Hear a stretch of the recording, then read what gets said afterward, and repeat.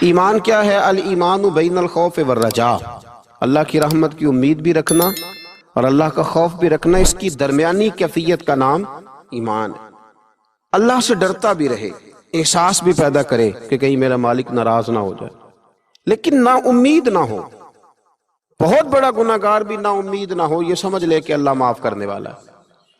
اللہ کی رحمت کی امید بھی رکھنی ہے، وہ رحیم و کریم بھی ہے اور وہ جبار اور قہار بھی ہے، لیکن اب یہاں رحمت کی بات بھی کر دی، یہاں عذاب کی بات بھی کر دی۔ یہ بھی ہمیں سمجھ آ گئی کہ خوف اور امید کی درمیانی کیفیت کا نام ایمان ہے، تو پھر ان دونوں میں سے بڑی چیز کون سی ہے؟ تو میرے رسول کریم صلی اللہ علیہ وسلم نے ارشاد فرمایا، یہ بخاری مسلم میں حدیث ہے، حضرت ابو ہریرہ سے روایت ہے، قال رسول اللہ صلی اللہ علیہ وسلم کہ رسول اللہ صلی اللہ علیہ وسلم نے فرمایا، لما قضى اللہ الخلق كتبا کتابا فهو عنده فوق عرشه۔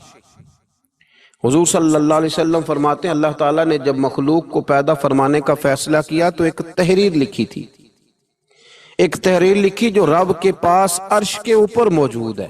جب مخلوق کو پیدا کرنے کا بھی ارادہ کیا تو ایک تحریر لکھی جو رب کے پاس محفوظ ہے اللہ کے عرش پر۔ وہ تحریر کیا تھی؟ ان رحمتی سبقت علی غضبی، کہ بے شک میرا غضب زیادہ نہیں ہے، میری رحمت ہی زیادہ ہے، اور میری رحمت میرے غضب پر فوقیت رکھتی ہے، وہ بڑی ہے۔ تو یہ تو اس وقت اللہ نے جب مخلوق کو پیدا کرنے کا ارادہ کیا تو اس وقت ہی فرما دیا تھا کہ میری رحمت میرے غضب پر غالب ہے۔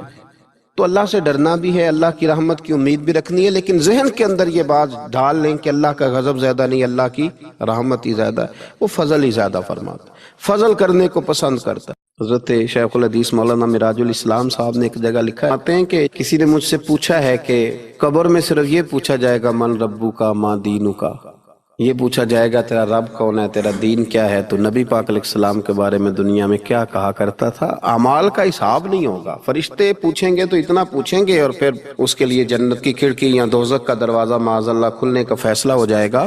تو کسی نے پوچھا کہ اتنا کیوں ہے، باقی سارے سوال جواب قبر میں کیوں نہیں؟ تو وہ جواب دیتے ہیں، وہ کہتے ہیں کہ جب قحط پڑ گیا نا بہت سارے علاقوں میں، تو حضرت یوسف مصر کے حکمران تھے، تو باقی جگہوں پہ قحط تھا، آپ نے تو خواب دیکھا اور پھر کچھ گندم آپ نے بچا لی۔ تو حضرت یوسف علیہ السلام کے پاس بہت سارے لوگ گندم لینے کے لیے پہنچنے لگے، تو آپ نے رستے میں کچھ چوکیاں بنا دی تھی، پولیس والے کھڑے کر دیے تھے سمجھ لیجئے۔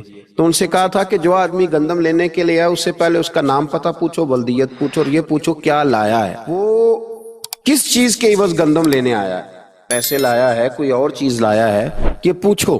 چوکیاں مقرر کر دیں۔ انتظار تو تھا نا کہ میرے بھائی آئیں گے، وہ آئیں گے، حضرت یعقوب کے بیٹے آئیں گے، انتظار تو بھائیوں کا تھا، اگرچہ انہوں نے بڑی زیادتی کی ہے پر ان کو آنا تو ہے۔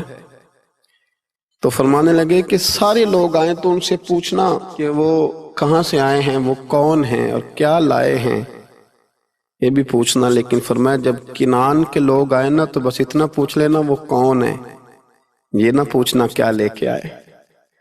بھائی ہیں نا تو ان کی پردہ پوشی کرنی، ان سے نا بس اتنا پوچھ لینا کہ وہ کون ہے، وہ اگر بتائیں کہ ہم کنعان سے آئے ہیں تو بس اتنا ہی کافی ہے، ان سے پھر اگلا سوال نہ کرنا۔ تو حضرت شیخ فرمانے لگے، رب فرماتے فرشتو تم نہ جا کے بس اتنا پوچھ لینا قبر میں میرے بندے سے کہ وہ مجھے جانتا ہے نا، اس کا پردہ نہ کھولنا، تم نہ حساب کتاب پوچھنا، بس اتنا پوچھ لینا مجھے اور میرے نبی کو جانتا ہے، اگر وہ کہے جانتا ہوں تو پھر آنے دینا، میدان محشر میں خود پوچھ لوں گا۔ اور مسلم شریف کی حدیث ہے، میرے رسول پاک علیہ السلام فرماتے ہیں اللہ اپنے بندے پر اپنی رحمت کی چادر ڈال کے پوچھے گا، لوگوں سے چھپا کے پوچھے گا یہ گناہ کیا تھا، اللہ میں بھول گیا تھا، یہ والی غلطی کی تھی، اللہ میں بھول گیا تھا، یہ بھی تیرا ہی گناہ ہے، اللہ میں بھول گیا تھا۔ فرمایا اللہ تبارک و تعالیٰ اس سے اعتراف کراتا جائے گا، وہ جب اعتراف کر لے گا وہ ڈرے گا کہ اب پتہ نہیں میرے ساتھ کیا ہونے لگا۔ تو حضور فرماتے ہیں رب فرمائے گا دنیا میں نے تیری پردہ پوشی کی تھی، جا آج میں نے تیرے گناہوں کو معاف کر دیا۔ تو یاد رکھیں کہ صبح قیامت بھی اللہ تبارک و تعالیٰ کی بارگاہ اپنے بندوں پر فضل فرمائے گی، رحمت فرمائے گی، تو یہاں بھی اس کے کرم کی امید رکھیں۔ وہاں بھی اس کے فضل کی امید رکھیں۔ نبی پاک صلی اللہ تعالی علیہ وآلہ وسلم نے ارشاد فرمایا کہ بہت سارے ایسے لوگ تھے جو جنتر منتر نہیں کراتے، جو کسی طرف توجہ نہیں کرتے، سیاستہ میں حدیث ہے۔ فرمایا قیامت کے دن اللہ تبارک و تعالی حکم فرمائے گا کہ وہ کہاں ہیں جنہوں نے صرف میری ہی ذات پر بھروسہ کیا، تو وہ لوگ کھڑے کیے جائیں گے، اللہ تبارک و تعالی ان سے حساب نہیں لے گا، انہیں بغیر حساب کتاب جنت عطا کر دے گا۔ حضرت عکاشہ بن محسن رضی اللہ تعالی عنہ عرض کرنے لگے، یا رسول اللہ صلی اللہ علیہ وسلم میرے لیے بھی دعا کریں، اللہ مجھے بھی ان لوگوں میں شامل کر دے۔ تو حضور نے فرمایا اللہ میرے عکاشہ کو بھی ان میں شامل فرما۔ پھر ایک اور صحابی کھڑے ہوئے، عرض کی یا رسول اللہ میرے لیے بھی دعا کریں کہ اللہ مجھے بھی ان لوگوں میں شامل کر لے جن کا بھروسہ، جن کی امیدیں صرف اپنے رب کے ساتھ، صرف اپنے اللہ کے ساتھ۔ تو نبی پاک صلی اللہ علیہ وسلم نے فرمایا میں تمہارے لیے دعا کر دیتا ہوں، پر عکاشہ تم پر سبقت لے گیا ہے، عکاشہ آگے نکل گیا۔ تو قرآن مجید فرقان حمید کے اندر اللہ تبارک و تعالیٰ نے ارشاد فرمایا سورۃ الحجر کی آیت نمبر 49 اور 50، کیا خوبصورت انداز ہے قرآن پاک کا۔ اور کچھ آیات اور کچھ حدیث ایسی ہیں جو انسان پر وجد طاری کر دیتی ہیں، جو اسے جھومنے پر مجبور کر دیتی ہیں، جو یوں محسوس ہوتا ہے کہ جیسے ایک ایسی قوت پیدا کر دیتی ہیں انسان کے وجود کے اندر کہ وہ محسوس کرتا ہے کہ آج ہی تازہ ہو گیا ہوں، آج کھل گیا ہوں۔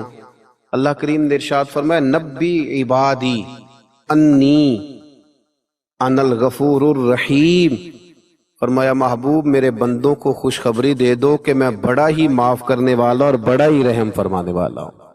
نبی عبادی، محبوب میرے بندوں کو خبر دے دو، محبوب پیغام دے دو انہیں کہہ دو کہ میں بڑا ہی معاف کرنے والا ہوں اور میرا عذاب بھی دردناک عذاب ہے۔